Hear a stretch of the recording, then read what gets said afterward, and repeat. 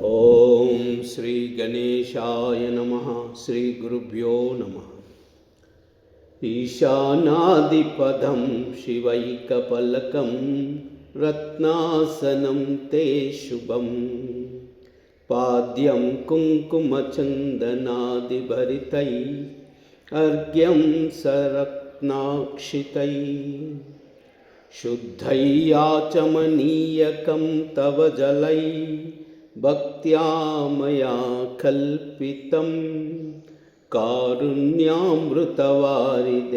तदखिलं सन्तुष्टये कल्पताम्।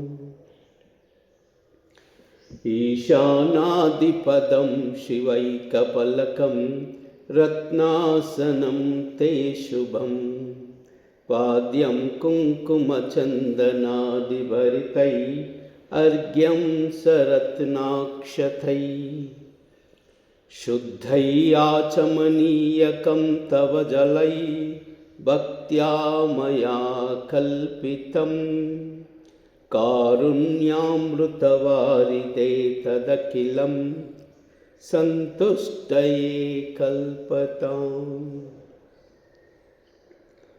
ईशानादिपदं शिवैकपलकं रत्नासनं ते शुभं पाद्यं कुङ्कुमचन्दनादिभरितैः अर्घ्यं सरत्नाक्षतैः शुद्धैयाचमनीयकं तव जलैः भक्त्या मया कल्पितं कारुण्यामृतवारिदे तदखिलं सन्तुष्टये कल्पताम्।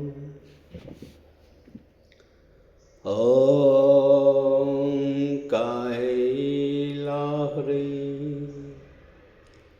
असकालाह्री